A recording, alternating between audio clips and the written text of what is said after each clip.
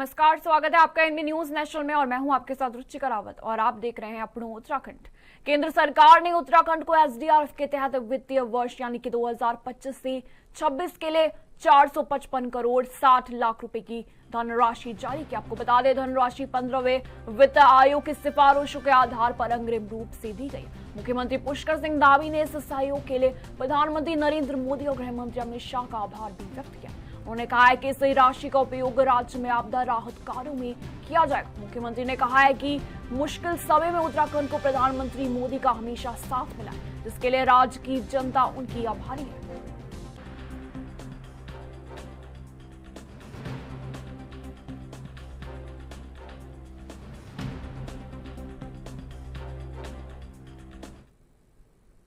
मुख्यमंत्री पुष्कर सिंह धामी ने विभिन्न विकास योजनाओं के लिए 146 करोड़ 17 लाख रुपए की वित्तीय स्वीकृति दी। आपको बता दें, इस राशि से जल संस्थान और पेयजल निगम की 20 योजनाओं के साथ साथ कालाडूंगी मुख्य मार्ग का चौड़ीकरण, बागेश्वर की बोड़ी धुरा फाटा पंपिंग योजना, हरिद्वार में जनपदीय अभियोजन निदेशालय भवन का निर्माण भी किया जाएगा। इन 20 पेयजल योजनाओं को 17 करोड़ 58 लाख रुपए मिलेंगे। इसके अलावा मुख्यमंत्री ने कुंभ मेला 2027 के लिए हरिद्वार में विभिन्न निर्माण कार्यों के लिए 113 करोड़ रुपए की धनराशि भी स्वीकृत की है। इस वित्तीय वर्ष में 10 करोड़ रुपए की टोकन राशि जारी करने का भी अनुमोदन कर दिया गया।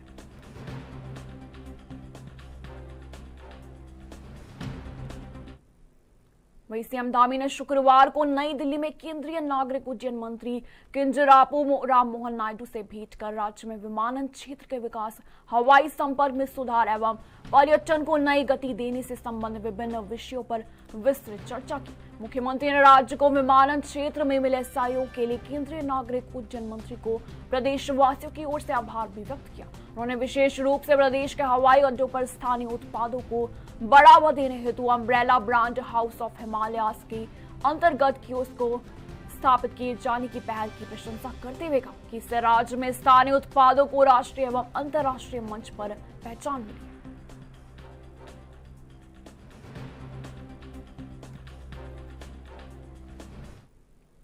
वहीं उत्तराखंड धामी सरकार ने नवरात्र और त्योहारी सीजन को देखते हुए उपभोक्ताओं की सेहत सुनिश्चित करने के लिए एक बड़ा कदम उठाया। उन्होंने कहा है कि खाद्य सुरक्षा एवं औषधि प्रशासन यानी कि एफडीए विभाग ने कुट्टू के आटे की गुणवत्ता जांचने के लिए एक विशेष अभियान भी शुरू किया। एफडीए आयुक्त और राजेश कुमार ने कहा है कि अब कुट्टू का आटा बिना लाइसेंस और पंजीकरण के नहीं बेचा जा सकेगा और इसकी बिक्री सिर्फ पैकेट में होगी। उन्होंने अधिकारियों को सख्त निर्देश किए कि खाद्य सुरक्षा अधिनियम 2006 का कड़ाई से पालन कराया जाए। इसी के साथ नियमों का उल्लंघन करने वालों पर सख्त दंडात्मक कार्रवाई की जाएगी। इस कदम का उद्देश्य उपवास के दौरान लोगों को सुरक्षित और मानक के अनुरूप उत्पाद उपलब्ध कराना।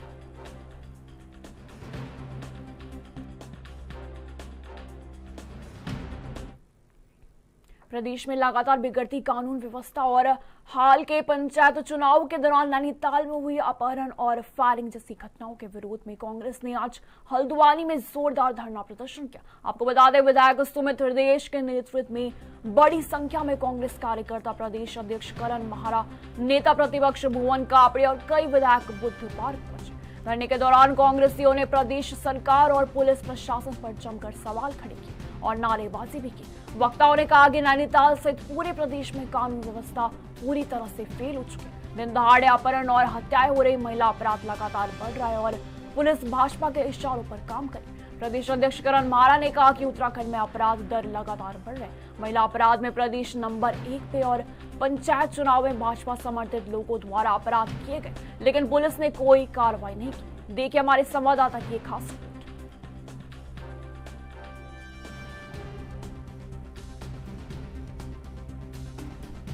कांग्रेस हमेशा एक रहती है और इस समय जिस तरीके से पुलिस और प्रशासन नंगा नाच कर रहा है उसके खिलाफ तो हम एक हैं, क्योंकि गरीब लोगों की जमीनों में कब्जे हो रहे हैं, किसान मारे जा रहे हैं, महिलाओं के संग अत्याचार हो रहे हैं। और ये हम नहीं कह रहे।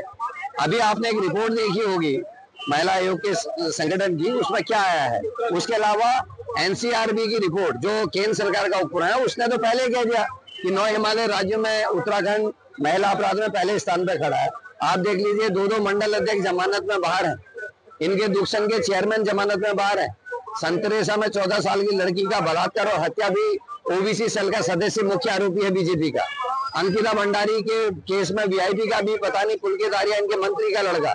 तो तमाम ऐसे केसेस, भर्ती घोटालों में हाकम सिंह इनके मुख्य आरोपी जो है वो जिला पंचायत के सदस्य बीजेपी के, और पटवारी पेपर लीक में इनका मंडल अध्यक्ष मंगलौर हरिद्वार का मुख्य आरोपी। तो ये दिखा पिछले कुछ समय से उत्तराखंड कांग्रेस के द्वारा राज्य सरकार को लगातार हर मुद्दे पर घेरा जा रहा है। वो भले ही अवैध खनन हो या यहाँ पर तमाम तरीके से जो प्रशासन के द्वारा जो कार्रवाई हो रही है, अधिकारियों के द्वारा जो कार्रवाई हो रही है, उसका विरोध हो, तो उसको लेकर के लगातार राज्य सरकार को घेरा जा रहा है। और अब कांग्रेस ने बिगड़ती कानून व्यवस्था को लेकर के राज्य सरकार को यहाँ पर घेरना शुरू कर दिया, जिसकी शुरुआत हल्द्वानी से की गई है। हल्द्वानी में आज एक बड़ा धरना प्रदर्शन कांग्रेस के द्वारा किया गया। हल्द्वानी के बुद्ध पार्क में तमाम कांग्रेसी एकजुट हुए और कई कांग्रेस के विधायकों सहित खुद कांग्रेस के प्रदेश अध्यक्ष करण मेहरा इस धरने में प्रदर्शन में मौजूद रहे। और बिगड़ती कानून व्यवस्था को लेकर के जहां एक और कांग्रेस ने राज्य सरकार को घेरा, तो वहीं जो पुलिस प्रशासन है उसको भी यहाँ पर घेरने का प्रयास यहाँ पर कांग्रेस के द्वारा किया गया। वहीं बात करें तो बीते दिनों नैनीताल में जो यहाँ पर प्रकरण हुआ था नैनीताल जिला पंचायत चुनाव के दौरान, जिसमें नेता प्रतिपक्ष यशपाल आर्या उस चुनाव में अपने प्रत्याशी के साथ मौजूद थे। और वहीं हल्द्वानी विधायक सुमित हरदेश की बात की जाए, नैनीताल के पूर्व विधायक संजीव आर्या की बात की जाए, या खटीमा के विधायक भुवन कापड़ी जो उपनेता प्रतिपक्ष भी है उनकी बात की जाए, उनके साथ तमाम कांग्रेसी नैनीताल में मौजूद था। उन्हीं की मौजूदगी में यहाँ पर जिस प्रकार से जिला पंचायत सदस्यों को अगवा करने का जो वाकया हुआ, जिसमें जो रेनकोट धारी थे उनकी तरफ से यहाँ पर 5 जिला पंचायत सदस्यों को तमाम लोग। वहीं देहरादून में मलिन बस्तियों को लेकर कांग्रेस और बीजेपी आमने सामने। कांग्रेस विधायक प्रीतम सिंह ने भाजपा सरकार पर एलिवेटेड रोड के नाम पर इन बस्तियों को उजाड़ने का आरोप लगाया। उन्होंने कहा कि कांग्रेस में 582 मलिन बस्तियों को मालिकाना हक देने की शुरुआत की थी। इसके जवाब में भाजपा विधायक विनोद चमोली ने पलटवार करते हुए कहा कि कोई मलिन बस्ती नहीं उजाड़ी जा रही है, बल्कि सरकार प्रभावित होने वाले लगभग 3000 परिवारों को विस्थापित कर बसाने का काम कर रही है। इसी के साथ चमोली ने कांग्रेस पर भ्रम फैलाने का भी आरोप लगाया और कहा है कि भाजपा सरकार ने ही हाई कोर्ट के आदेश के बाद अध्यादेश लाकर इन बस्तियों को बचाया था।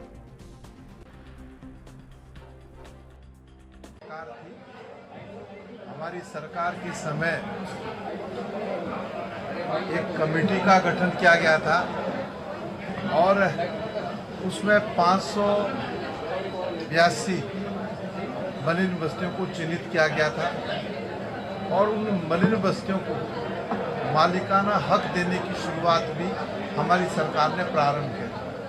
लेकिन उसके बाद मलिन बस्तियों के साथ जिस तरीके से सरकार लगातार घोर उपेक्षा करने का काम कर रही है, मलिन बस्तियों में भय का वातावरण जो बनाने का काम कर रही है, लाल निशान लगा करके लोग आज डरे हुए हैं, सहमे हुए हैं, तो निश्चित रूप से कांग्रेस ने विधानसभा के माध्यम से एक कानून भी बनाया था कि हम मलिन बस्तियों को मालिकाना हक देने का काम करेंगे। उसको भी जो है सरकार मानने के लिए तैयार नहीं, उसका भी लगातार उल्लंघन हो रहा है। कोई मलिन बस्तियाँ नहीं उजाड़ी जा रही हैं और मैंने पहले भी कहा है कि देहरादून में 2 एलिवेटेड रोड्स का प्रस्ताव है जो इसकी आवश्यकता भी है, तो उसके कारण 3000 से लगभग 3500 के लगभग जो मलिन बस्तियों में जो आवास हैं वो प्रभावित हो रहे हैं। तो हम लोगों ने उनको विस्थापित करने की व्यवस्था की है, क्योंकि ऐसा नहीं कि किसी को उजाड़ा जा रहा है बल्कि उनको बसाया जाएगा। और उसके बाद उनको ये भी समझ में आना चाहिए कि मलिन बस्ती में लगभग 50,000 परिवार रहते हैं, 50,000 मकान हैं, तो 47,000 मकानों को बचाने का काम भी भारतीय जनता पार्टी साथ साथ कर रही है। जहाँ 3-3.5 हज़ार को बचा रही है, बसा रही है, वहाँ लगभग 47,000 को बचा भी रही है। तो उसमें उजाड़ने जैसी कोई विषय नहीं है, सिर्फ एक भ्रम फैलाने की कोशिश की जा रही है। मलिन बस्तियों में एक असंतोष भाजपा के प्रति खड़ा हो, ऐसा प्रयास कांग्रेस का है। लेकिन मलिन बस्ती के लोग जानते हैं कि जब हाई कोर्ट का आदेश आया था कि मलिन बस्तियों को हटाना है, तो ये भारतीय जनता पार्टी की सरकार थी जो 3-3 वहीं उत्तराखंड समेत पूरे उत्तर भारत में मानसून का कहर जारी है। अगस्त महीने में रिकॉर्ड तोड़ बारिश के बाद अब सितंबर में भी हालात सुधरने के आसार कम है। आपको बता दें, मौसम विभाग के निदेशक CS तोमर ने बताया कि सितंबर में भी सामान्य से अधिक बारिश होने की संभावना है, जिसके कारण बंगाल की खाड़ी और अरब सागर से आने वाले विक्षोभ भी है। इस लगातार बारिश से राज्य के कई जिलों में सड़कें टूट गई हैं, पुल बह गए और जनजीवन पूरी तरह अस्त व्यस्त हो गया। पर्वतीय इलाकों में भूस्खलन और नदियों के उफान से कई गांव का संपर्क टूट गया। प्रशासन ने अलर्ट जारी कर लोगों से सावधानी बरतने की अपील की।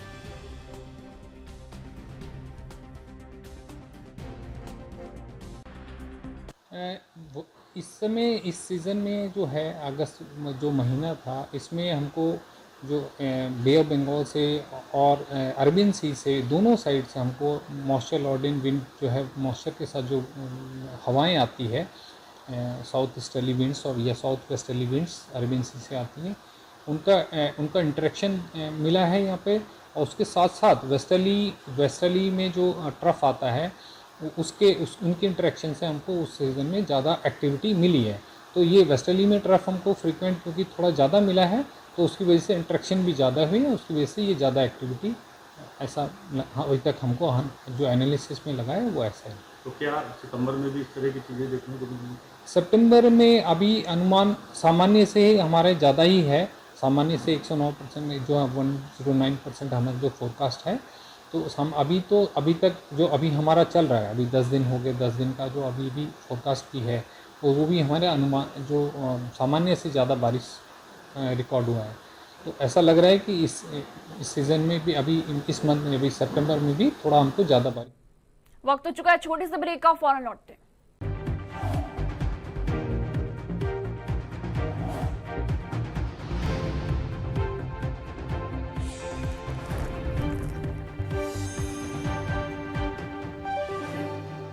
ब्रेक के बाद स्वागत है आपका। वही उत्तराखंड कांग्रेस ने राष्ट्रीय महिला आयोग के अध्यक्ष पर हमला बोला। कांग्रेस के प्रदेश प्रवक्ता गरिमा दसौनी ने कहा है कि देश की सबसे असुरक्षित शहरों में देहरादून का नाम भी शामिल है और जिस पत्रिका में इस रिपोर्ट को छापा गया है उसका विमोचन राष्ट्रीय महिला आयोग के अध्यक्ष ने किया है। उन्होंने कहा है कि राष्ट्रीय महिला आयोग के अध्यक्ष बिना जाने ने समझे एक निजी संस्था के कार्यक्रम में शामिल होकर उनके रिपोर्ट को सार्वजनिक कर रही है। उन्हें इस बात की जानकारी नहीं है कि उस रिपोर्ट में क्या क्या लिखा गया। ऐसे में देहरादून को जितना डैमेज करना था वो डैमेज हो गया। देश में एक ऐसा संदेश गया है कि देहरादून महिलाओं के लिए सुरक्षित शहरों में है।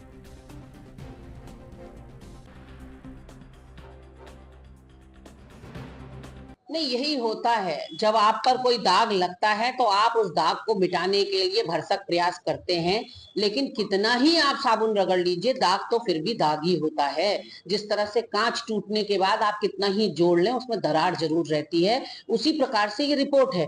कोई भी रिपोर्ट हो वो 48 घंटे तक अपने पीक पे रहती है। सारे प्रतिष्ठित न्यूज़पेपर्स ने, सारे प्रतिष्ठित न्यूज चैनल्स ने, electronic media, print media, social media, सबने भरसक इस खबर को चलाया है और जो नुकसान होना था उत्तराखंड या देहरादून की छवि को वो हो चुका है। तो आप पछताए होत क्या जब चिड़िया चुग गई खेत। और अब आप नोटिस भेज रहे हैं उस कंपनी को जिसने ये सर्वे कराया और देहरादून को टॉप 10 शहरों में आपने शुमार किया। 31 शहरों का इन्होंने आकलन किया था, 24वें नंबर पर देहरादून है महिला अपराध के क्षेत्र में। अब आप नोटिस दे भी देंगे तो आप उस खबर को पलटा नहीं पाएंगे, क्योंकि खबर ने जो डैमेज करना था, छवि बिगाड़नी थी, असुरक्षित देहरादून का एक संदेश जो देना था वो जा चुका है।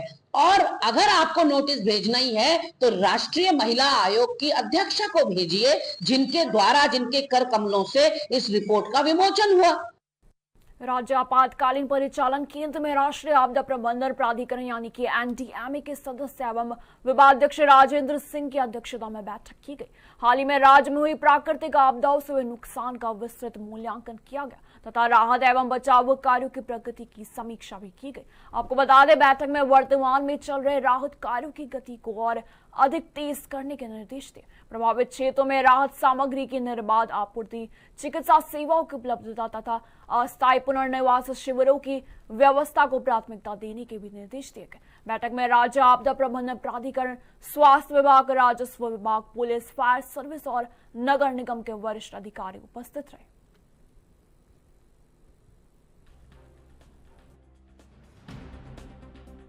NDMA के उनके द्वारा काफ़ी लंबी बैठक की गई है।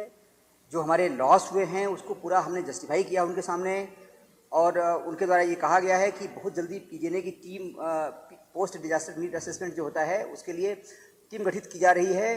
पीजीएनए का भ्रमण भी बहुत जल्दी हम करेंगे, और उनके द्वारा ये कहा गया है कि उनके द्वारा कोशिश ये रहेगी कि भारत सरकार से हमें बहुत जल्दी जो 1200 करोड़ रुपये है वो भी, और जो पीजीएनए में जो अमाउंट दिया जाएगा, कि पीजीएनए में क्या होता है कि एक्चुअल में एक एक योजना के बारे में अध्ययन पूरा होता है, पूरा टीम जाके देखती है कितना पैसा मिलना है, उसको जस्टिफाई करती है।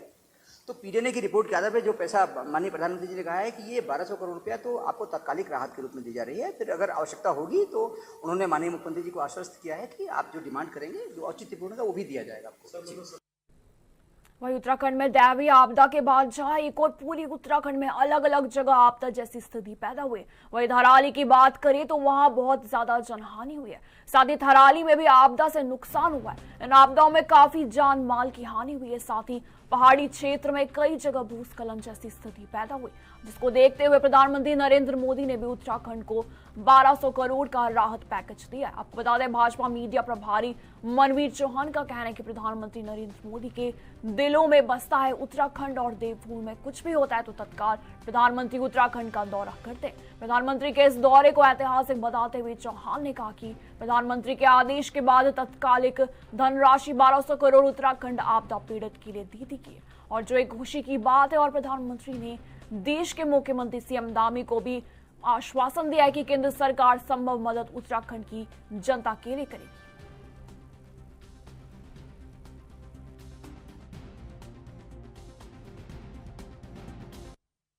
देखिए, आदरणीय प्रधानमंत्री नरेंद्र भाई मोदी जी उत्तराखंड के दुख और सुख के साथी रहे हैं हमेशा, और वो उत्तराखंड के आम जनता के साथ हर आपदा में खड़े रहे हैं।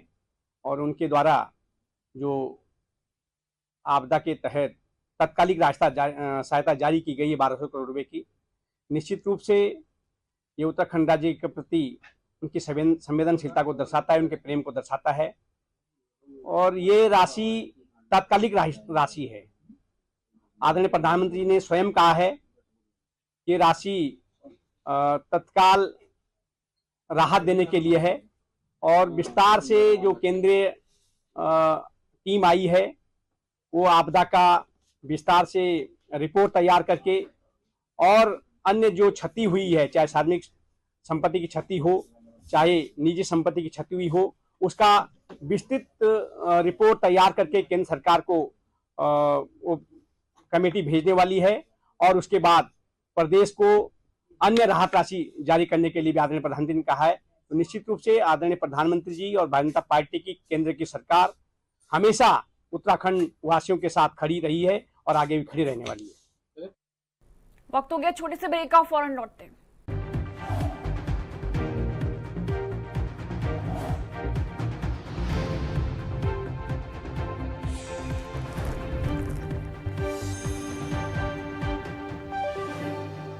ब्रेक के बाद स्वागत है आपका भी। उत्तराखंड में मानसून के दौरान कई आपदाएं प्रदेश में आए, चाहे धराली की भीषण आपदा या फिर थराली की इन आपदाओं में जान माल की बहुत ज्यादा क्षति हुई है। आपदा सचिव विनोद कुमार सुमन का कहना है कि आपदा को देखते हुए प्रधानमंत्री नरेंद्र मोदी ने उत्तराखंड का दौरा किया और 1200 करोड़ की राहत राशि प्रधानमंत्री ने उत्तराखंड के लिए घोषित की। साथ ही प्रधानमंत्री नरेंद्र मोदी ने मुख्यमंत्री पुष्कर सिंह धामी को आश्वासन दिया कि जो केंद्र सरकार उत्तराखंड की आगे भी हर संभव मदद करेगी। वही आपदा सचिव का कहना है कि मुख्यमंत्री पुष्कर सिंह धामी के निर्देश के बाद अब राहत राशि तत्काल प्रभाव से पीड़ितों तक पहुंचाई जा रही है। इसी के साथ समय में काफी समय लगता है, ऐसे में अब 24 घंटे के अंदर अंदर राहत राशि दी जा रही है। साथ ही आपदा आने के बाद तत्काल प्रभाव से राहत एवं बचाव कार्य जल्द से जल्द किया जा रहा है। क्या बातचीत रही, क्या उन्होंने निर्देश दिए हैं, क्या कुछ प्रधानमंत्री ने कहा? देखिए, माननीय मुख्यमंत्री जी की माननीय प्रधानमंत्री जी से लगातार बातचीत चल रही है जब से आपदा आई है, और माननीय मुख्यमंत्री जी को माननीय प्रधानमंत्री जी ने हर एक प्रकार से सहयोग का आश्वासन दिया है। और उसके क्रम में कल माननीय प्रधानमंत्री जी का भ्रमण था राज्य में, उसमें जो आपदा प्रभावित थे उनसे सर ने मुलाकात की है। जो राहत बचाव दल काम कर रहे थे विभिन्न प्रकार की आपदाओं में, सभी के जवानों से बातचीत किया है। लोगों ने हर प्रकार से उत्तराखंड के कार्यों की तारीफ किया है। जो आपदा प्रभावित थे उनके द्वारा भी यह उद्गार व्यक्त किया गया कि साहब सरकार ने, प्रशासन ने, शासन ने बहुत अच्छे तरीके से काम किया है। आप सबने पूरा देखा है, बताने की आवश्यकता नहीं है कि आज उत्तराखंड में आपदा प्रबंधन के क्षेत्र में हम लोग लगातार अपने कार्यों में सुधार कर रहे हैं। जहां कमियां नज़र आ रही हैं, ईमानदारी के साथ उसको ठीक करने की कोशिश कर रहे हैं। हमारा रिस्पांस टाइम बहुत बेहतर हुआ है। हमारा जो रिलीफ का है बहुत त्वरित गति से हो रहा है। आज हम लोग 24 घंटे से 72 घंटे के भीतर किसी प्रकार की आपदा में प्रभावितों को जो राहत राशि है वितरित कर पाते हैं, जो पहले बहुत समय लगता था और अभी देश के हिस्सों, काफ़ी हिस्सों में भी 1 महीने, 2 महीने, 3 महीने लग जाता है। हमारे यहाँ माननीय मुख्यमंत्री जी ने तय किया है कि 72 घंटे मैक्सिमम, अगर उस जिले वहीं उत्तराखंड के दिनेशपुर पहुंचने पर पश्चिम बंगाल के राणाघाट उत्तर पश्चिम के भाजपा विधायक पार्थ सारथी चटर्जी का जोरदार स्वागत किया गया। इस दौरान उन्होंने बंगाल में समुदाय की स्थिति पर कहा कि अन्य राज्यों की तुलना में बंगाल समुदाय की स्थिति बेहतर है। विधायक ने कहा कि देश के विभाजन के बाद उत्तराखंड आए बंगाली समुदाय को कानून के तहत नागरिकता के लिए आवेदन करना चाहिए। उन्होंने बताया कि बंगाली समुदाय की कई समस्याएं हैं जिनके समाधान के लिए जल्दी एक प्रतिनिधि मंडल केंद्र सरकार से मिलेगा। इस मौके पर उत्तराखंड बंगाली महासभा के प्रदेश अध्यक्ष राजकुमार शाह ने भी कहा कि महासभा हमेशा बंगाली समुदाय के हितों के लिए काम करती है। कॉन्फ्रेंस इसलिए रखा गया है कि सर्वप्रथम तो आपने देखा कि बंगाली कल्याण समिति का चुनाव चल रहा है और हमारी तरफ से हम बंगाली महासभा की ओर से उनको शुभकामनाएं देते हैं कि वो ये चुनाव करें। हमें जो बंगाली महासभा हमने बनाई वो बंगाली महासभा निरंतर कार्य कर रही है और आज ये प्रेस कॉन्फ्रेंस रखने का उद्देश्य ये है कि उनके 15 वर्ष पूर्व में कल्याण समिति के 15 वर्ष खराब हो चुके हैं। हम ये चाहते हैं कि वो एक अच्छा और मजबूत कल्याण समिति का गठन करे जो समाज हित में कार्य करे, न कि केवल बंगाली महासभा को। हम आया है बंगाल से, बंगाल का नदिया जिला जो है वहाँ का हम विधायक है, रानाघाट हमारा क्षेत्र है।